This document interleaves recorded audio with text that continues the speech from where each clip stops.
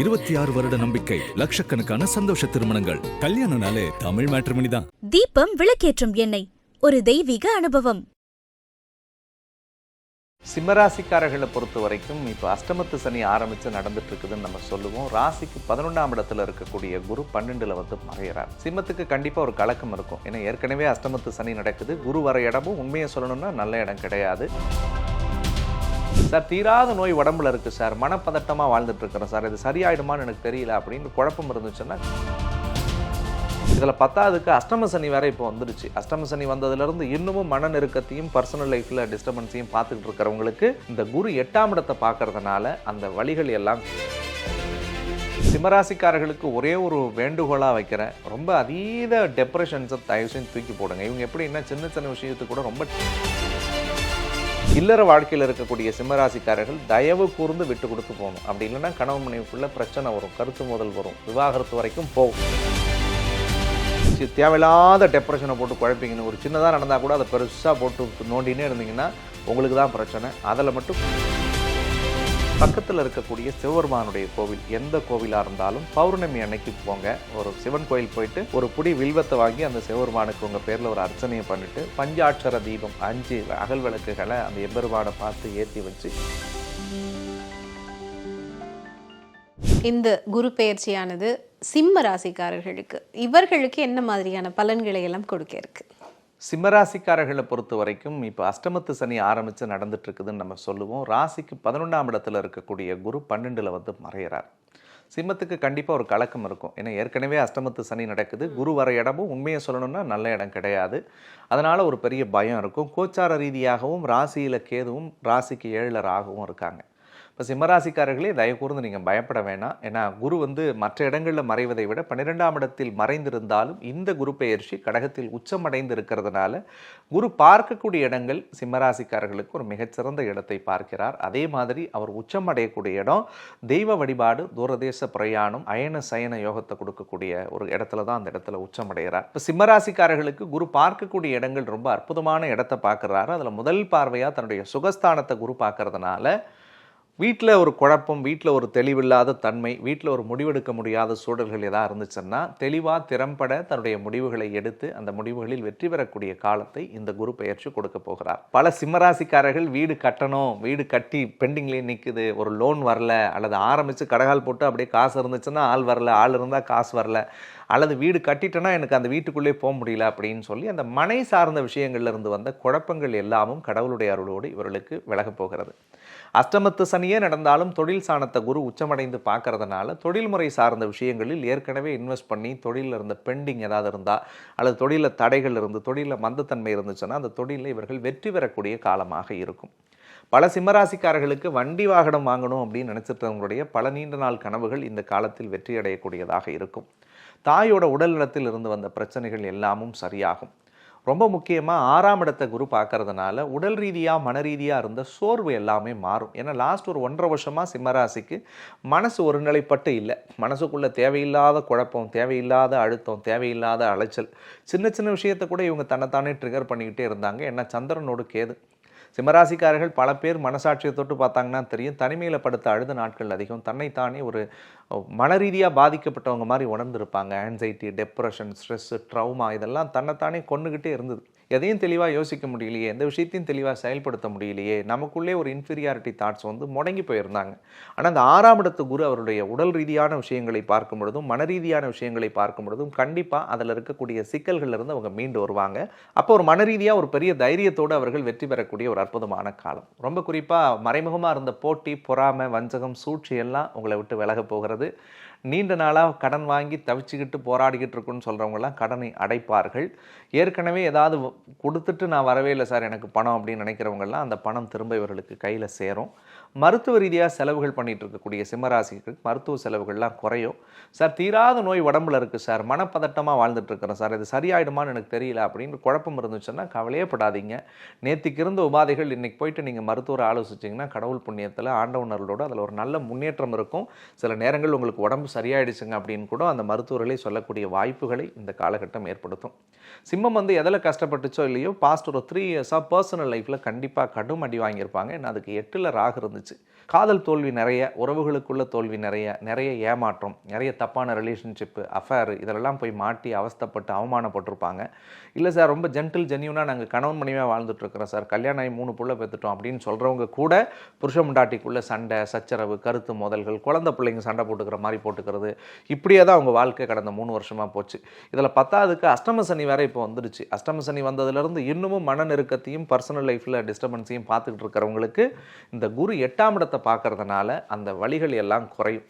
குறிப்பாக அஷ்டம சனியே இருந்தாலும் அந்த சனியை குரு பார்க்கறதுனால இல்லற வாழ்க்கையில் இருந்து வந்த சிக்கல்கள் கொஞ்சம் படிப்படியாக குறையக்கூடியதாக இருக்கும். கணவன் மனைவிக்குள் இருந்து வந்த கருத்து மோதல்கள் எல்லாமும் விலகக்கூடியதாக இருக்கும். உங்களை விட்டு விலகி போனவர்கள் எல்லாம் சிம்மராசிக்கு விரும்பி வருவார்கள். சிம்மராசிக்காரர்களுக்கு மறைக்காமல் சொல்லணும்னா புதிய உறவு, புதிய காதல், புதிய தொடர்பு இந்த காலகட்டத்தில் மலரும். அது அத்தனையும் நல்ல விதமாக மலரணும்னு மட்டும்தான் நம்ம அன்பால வேண்டி சொல்லணும். அதே மாதிரி 8ஆம் இடத்தை குரு பார்க்கறதுனால கொடுக்கல் வாங்கல் சிக்கல்களும், கோர்ட்டு கேஸ், வம்பு வழக்குகள் சார்ந்த விஷயங்களும் சாதக பலன்களை பெற்றுத்தரும். ஏற்கனவே ஒரு விஷயம் வாங்கணும்னு பண்ணுறேன், ஒரு டாக்குமெண்ட் எனக்கு ப்ராசஸ் நிற்குது சார், ஒரு லேண்ட் டாக்குமெண்ட் பெண்டிங்கில் இருக்குது, ஒரு லோன் டாக்குமெண்ட் பெண்டிங்கில் இருக்குது, அல்லது ஒரு அப்ளிகேஷன் அப்ளை பண்ணி எனக்கு பெண்டிங்கில் இருந்து ரிஜெக்ட் ஆகி வந்துருச்சு, ஒரு பிஆர் ரிலேட்டடான இஷ்யூஸ் எனக்கு இருக்குது அப்படின்னு நினைக்கிறவங்களுக்கெல்லாம் இந்த சனி பார்வை, இந்த குருவோட பார்வை சனியின் மீது பதியறதுனால அந்த சிக்கல்களிலிருந்து இவர்கள் விலகுவார்கள். சிம்மராசிக்காரர்களுக்கு இந்த வருஷத்தில் அஷ்டம சனியே நடந்தாலும் 12ல் குருவே மறைந்திருந்தாலும் ஒரு புதிய பட்டம், பதவி, பொறுப்பு, புகழ் இவர்களுக்கு நவம்பருக்கு பிறகு நிச்சயமாக அமையக்கூடியதாக இருக்கிறது. பொருளாதார ரீதியாக கண்டிப்பாக நல்ல முன்னேற்றத்தை பார்க்கக்கூடியவர்களாக இருப்பாங்க. ரொம்ப குறிப்பாக நிறைய வெளிநாடுகளுக்கு பயணம் பண்ணுவாங்க. பாஸ்போர்ட் இல்லாதவங்களாம் இந்த காலத்தில் பாஸ்போர்ட் ரெடி பண்ணி வச்சுக்கிட்டா போதும், தானாக எங்கேருந்து வரும், யார் கூப்பிட்டு போவாங்கலாம் தெரியாது. நல்ல வாய்ப்புகளும் நல்ல சூழலும் கடவுளுடைய அருளோடு அமையும். நிறைய தெய்வ வழிபாடுகளுக்கு இவர்கள் சென்று வருவார்கள் இந்த காலகட்டங்களில். அதே மாதிரி சுபவிரய செலவுகளை செய்வார்கள். நிம்மதி, அமைதி, சந்தோஷமே இல்லைன்னு நினச்சவங்க 12ஆம் இடம் அப்படின்னு சொல்லக்கூடிய அந்த அயன சயன போகத்துக்குரிய இடத்துல உச்சமடைகிற குருவால் இதை பார்க்கக்கூடிய நிலைகள் நிச்சயமாக ஏற்படும். ஒட்டுமொத்தத்தில் அஷ்டமத்து சனியனுடைய ஆகச்சிறந்த வழிகளை தடுக்கக்கூடிய அடிப்படையில் இந்த குரு சனியை பார்க்கறதுனால அந்த அஷ்டம சனி இல்லாத ஒரு வருஷம் இருந்தால் எப்படி இருக்குமோ அந்த மனநிலையை சிம்மராசிக்கு கடவுள் கொடுக்க போகிறார். உங்களுடைய மன அழுத்தம், மன உளைச்சல், மன போராட்டத்துக்கெல்லாம் ஒரு மருந்தாக இந்த குரு பெயர்ச்சி இருக்கும் அப்படின்றதுல பெரிய மாற்று கருத்து கிடையாது. கண்டிப்பா. இவங்களை பொறுத்த வரைக்கும் என்னென்ன விஷயத்துல கவனமா இருக்கணும்? சிம்மராசிக்காரர்களுக்கு ஒரே ஒரு வேண்டுகோளாக வைக்கிறேன், ரொம்ப அதீத டெப்ரெஷன்ஸை தயவு செஞ்சு தூக்கி போடுங்க. இவங்க எப்படின்னா சின்ன சின்ன விஷயத்துக்கு கூட ரொம்ப ட்ரிகர் ஆகிறாங்க. சின்ன விஷயங்கள் கூட பெரிதளவில் இவங்களை பாதிக்கும். அதே மாதிரி குடும்பத்திலே ஒரு சின்னதாக ஒரு சண்டை நடந்தால் கூட அதை ஒரே நாளில் முடிக்கிறதுக்கு முயற்சி பண்ணுங்கள். அதை போய் தேவையில்லாத 10 தடவை போட்டு குழப்பிக்கிட்டு உப்பு இல்லாத கதைகள்லாம் பெரிய பிரச்சனை பண்ணுவாங்க. ஏன்னா சிம்மம் வந்து இவங்க குணம் எப்படின்னா ஸ்ட்ரைட் ஃபார்வர்டாக இருக்கிறது, மூஞ்சிக்கு நேராக பேசிடுவாங்க, பேசிட்டு எல்லாத்தையும் கெட்ட பேர் வாங்கிப்பாங்க. தப்பு கிடையாது, நீங்கள் உங்கள் மேலே தான் நியாயம் இருக்குது, நீங்கள் சொல்கிறது தான் கரெக்டு. ஆனாலும் நீங்கள் சொல்கிறத யாராலையும் ஏற்றுக்கக்கூடிய பக்குவத்தை இந்த நேரம் கொடுக்காது. நீங்கள் நல்லது தான் சொல்லுவீங்க, கணவர்கிட்ட நல்லது தான் சொல்லுவீங்க, குழந்தைங்கள்ட்ட நல்லது தான் சொல்லுவீங்க, வேலை செய்கிற இடத்துல ஒர்க் பண்ணுற எம்ப்ளாயிஸ்கிட்ட நல்லது தான் பேசுவீங்க. பேசினா கூட உங்களை எல்லாரும் எதிரியாகத்தான் பார்ப்பார்கள், விமர்சனத்துக்குள்ளாகத்தான் உங்களுடைய சூழல் மாற்றப்படும். ஏன்னா ராசியில் ராகு எது இருந்தால் இந்த மாதிரியான தாக்கங்கள் வரும். அப்போ நவம்பர் மாதம் வரைக்கும் சிம்மராசிக்காரர்களுக்கு ஒன்று தான், எங்கே போனாலும் கொஞ்சம் அமைதியாக இருங்க, தேவையில்லாத மனசை போட்டு குழப்பிக்காதீங்க, எது நடந்தாலும் just go with the flow அப்படின்னு போகிறதுக்கு முயற்சி பண்ணுங்கள். இல்லற வாழ்க்கையில் இருக்கக்கூடிய சிம்மராசிக்காரர்கள் தயவு கூர்ந்து விட்டு கொடுத்து போகணும். அப்படி இல்லைன்னா கணவன் மனைவிக்குள்ளே பிரச்சனை வரும், கருத்து மோதல் வரும், விவாகரத்து வரைக்கும் போகும். ஏன்னா கோச்சார ரீதியாக 7ல் ராகு 8ல் சனி, ரொம்ப பாசிட்டிவான டைம்லாம் பொய் சொல்கிறதுல விருப்பம் இல்லை. இந்த நேரத்தில் நீங்கள் எவ்வளோவுக்கு எவ்வளோ உங்களுடைய வாயை அடக்குறீங்களோ அந்தளவுக்கு வெற்றி. அதே மாதிரி எவ்வளவுக்கு எவ்வளோ உங்களுடைய ஃபீலிங்ஸ் அண்ட் எமோஷன்ஸை கண்ட்ரோல் பண்ணுறீங்களோ அந்தளவுக்கு உங்களுக்கு வெற்றி. இந்த 2 விஷயத்தில் தவற விட்டுட்டா பர்சனல் லைஃப்பில் பெரிய அடி உங்களுக்கு வந்துடும். அதில் தயவு கூர்ந்து ஒரு அன்பு வேண்டுகோளாக வைக்கிறேன், கோச்சார ரீதியாக இருக்கக்கூடிய ராகுகேது தோஷமும் 8ல் அஷ்டமத்தில் இருக்கக்கூடிய சனியாலையும் மாற்று பாலினம், மாற்று விஷயங்கள் யாராக இருந்தாலும் கவனமாக இருக்கணும். நீங்கள் பார்க்குற ஆணாக இருந்தீங்கன்னா பெண்கள்கிட்ட கவனம், பெண்ணாக இருந்தால் ஆண்கள்கிட்ட கவனம். இது கவனம்னா தப்பான வழி உறவு மட்டும் இல்லை. பெண்ணுன்னு எடுத்துக்கிட்டாலே நீங்கள் வேலை செய்கிற இடத்துலேருந்து, உங்கள் கூட பிறந்தவங்கலேருந்து, அம்மாலேருந்து எல்லாமே அதில் வந்துடும். ஆணுன்னு எடுத்துக்கிட்டால் அவங்க கணவன்லேருந்து, கூட பிறந்தவங்கலேருந்து, உங்கள் குழந்தைங்கள்லேருந்து எல்லாரையும் சேர்த்தே வந்துடும். இப்போ இவங்களால் ஏதாவது ஒரு ரூபத்தில் தேவையில்லாத சில அழுத்தம், சில பிரச்சனை, சில மன உளைச்சல்களை கடவுள் கொடுக்கறதுக்கு காத்திருப்பார். அதில் தயவு கூர்ந்து கொஞ்சம் நீங்கள் டேக் இட் ஈஸியாக எடுத்துக்கிட்டு தேவையில்லாத டெப்ரெஷனை போட்டு குழப்பிங்கன்னு, ஒரு சின்னதாக நடந்தால் கூட அதை பெருசாக போட்டு நோண்டினே இருந்தீங்கன்னா உங்களுக்கு தான் பிரச்சனை. அதில் மட்டும் கொஞ்சம் கவனமாக இருங்கன்றது தான் என்னுடைய ஒரே வேண்டுகோள். ஒரே லைனில் சொல்லணும்னா உடலையும் மனதையும் பாதிக்கக்கூடிய செயல்களை செய்யாமல் இருங்க. உங்களுக்கு எது ஹர்ட்டிங்காக இருக்கோ வேணாம், உங்களுக்கு எது ரொம்ப டிஸ்டர்ப் பண்ணுதோ அதிலிருந்து கொஞ்சம் அவாய்ட் பண்ணிடுங்க. அப்படி இருந்துட்டாலே இந்த குரு பயிற்சி அவங்களுக்கு நல்லது தான். இவங்களை பொறுத்த வரைக்கும் சிம்ம ராசிக்கார மாணவர்களுக்கு என்ன மாதிரியான பலாபலன்களை இந்த குரு பயிற்சி கொடுக்கும்? மாணவர்களுக்கு முதல் ஒரு 3 மாசத்துல மந்தத்தன்மைகளை கொடுக்கும். ராசியில் கேது இருக்கிறதுனால அந்த கேது கொஞ்சம் விலகிட்டாருன்னா அவங்களுடைய ஜாதகப்படி பெரிய எலிவேஷன் இவங்களுக்கு கிடைக்கும். படிக்கிற ஸ்டூடெண்ட்ஸ் எல்லாத்துக்குமே அவங்களுக்கு விரும்பிய காலேஜில் சீட் கிடைக்கும். ஸோ அதே மாதிரி இந்த காம்படிட்டிவ் எக்ஸாம்ஸ் எழுதுறவங்களுக்கு கூட நல்ல மார்க் எடுத்து நல்ல மெரிட்டில் போய் உட்காரதுக்குரிய அமைப்புகளை கடவுள் ஏற்படுத்தி தருவார். சிம்மராசிக்கார மாணவர்கள் சாதிக்கக்கூடிய வருஷமாக தான் இந்த வருஷம் அமையும். பெண்களை பொறுத்த வரைக்கும் என்ன பலாபலன்களை இந்த குரு பயிற்சி தரப்போகுது? பெண்களை பொறுத்த வரைக்கும் இந்த வருஷத்தில் ரொம்ப வைராகியமாக இருந்து பல செயல்களை செய்யக்கூடிய ஆற்றலை இந்த குரு பெயர்ச்சி கொடுக்கும். ஏன்னா சிம்மராசிக்காரர்களை பொறுத்த வரைக்கும் ராகு கேதுவே பெரிய பாடத்தை கற்றுக் கொடுத்துருச்சு. யார் நீங்கள், உங்களுடைய தகுதி என்ன, உங்களுக்கு பொட்டன்ஷியலுக்கு நீங்கள் எதெல்லாம் செய்ய முடியும், எங்கெல்லாம் நீங்கள் ஏமாறணும், எங்கெல்லாம் ஏமாறக்கூடாதுன்றதெல்லாம் ரொம்ப தெளிவாக சிம்மராசிக்கு கற்றுக்கிட்டு வந்துட்டாங்க. இந்த காலகட்டங்களில் சுயமான முடிவெடுத்து சில விஷயங்களில் தன்னை செல்ஃபாக மேம்படுத்துவதற்குரிய பல முயற்சிகளை அவர்கள் செய்வார்கள். தன்னை ஒரு அரங்கில் முன்னிலைப்படுத்தணும் அப்படின்னு விருப்பப்படுவாங்க. தன்னுடைய திறமைகளை வெளிக்காட்டணும்னு விருப்பப்படுவாங்க. தான் யாருன்றதை புரிய வைக்கணும்னு விருப்பப்படுவாங்க. ஸோ அப்படி இருக்கக்கூடிய பெண்கள், அந்த அடுப்பூதி கொண்டு இருக்கக்கூடிய பெண்கள் அத்தனை பேருமே தனக்கான ஒரு ஸ்டார்ட் அப், தனக்கான ஒரு அடையாளத்தை உருவாக்கக்கூடிய வருடமாக இந்த வருடம் நிச்சயமாக அமையும். சிம்மராசிக்கார பெண்களே, உங்களுக்குரிய தொடக்கத்தை இந்த வருஷத்தில் நீங்கள் தொடங்குங்க. நீங்கள் ஒரு மிகப்பெரிய ராணியாக வலம் வருவீர்கள். அடுத்து இவங்க செய்ய வேண்டிய பரிகாரங்கள், வழிபாட்டு முறைகள் அப்படின்னா என்ன? ராசியில் கேது இருக்கிறதுனால சந்திர பகவானுக்குரிய வழிபாடு இவர்களுக்கு மிகச்சிறந்ததாக இருக்கும். ஏன்னா கேது சந்திரனை ஆட்கொண்டு சந்திர கிரகண தோஷத்தோடு இவர்கள் இப்பொழுது வாழ்ந்து கொண்டிருக்கிறார்கள். பக்கத்தில் இருக்கக்கூடிய சிவபெருமானுடைய கோவில், எந்த கோவிலாக இருந்தாலும் பௌர்ணமி அன்னைக்கு போங்க.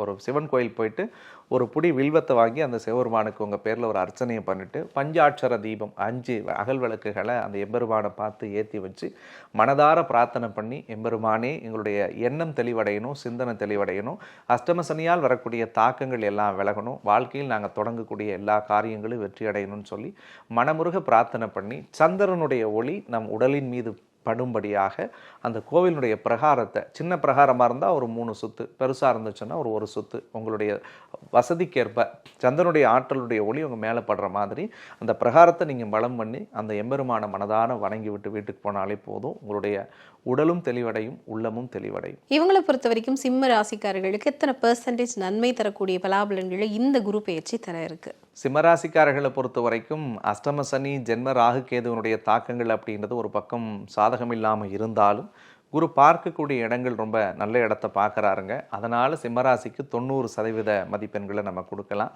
ஸோ உடம்பையும் மனசையும் மட்டும் பார்த்துக்கிட்டா போதும், அந்த 90 100ஆக மாறும். சிம்மராசிக்காரர்களை பொறுத்த வரைக்கும் இந்த குரு பயிற்சி அவங்களுக்கும் நல்ல பலாபலன்களை கொடுக்கணும் அப்படிங்கிறது தான் எங்களுடைய பிரார்த்தனை. இந்த காணொளிக்கும் உங்களுக்கும் நன்றி. நன்றி. பூமேவு சண்முக விலாசமும் மீராறு புருவமும் கிரீடமுடியும் பொட்டு நுதலும் கனக குண்டலமும் அருள் மாறி பொழியும் ஈராறு விழியும் மாமேவு செம்பவள வாய்மந்த காசமும் மாலையணியும் கழுத்தும் வாகு கேயூரமும் ஈராறு புயமும் கையும் வடிவேலும் அபயகரமும். 26 வருட நம்பிக்கை, லட்சக்கணக்கான சந்தோஷ திருமணங்கள். கல்யாணம்னாலே தமிழ் மேட்ரிமோனி தான். தீபம் விளக்கேற்றும் எண்ணெய், ஒரு தெய்வீக அனுபவம்.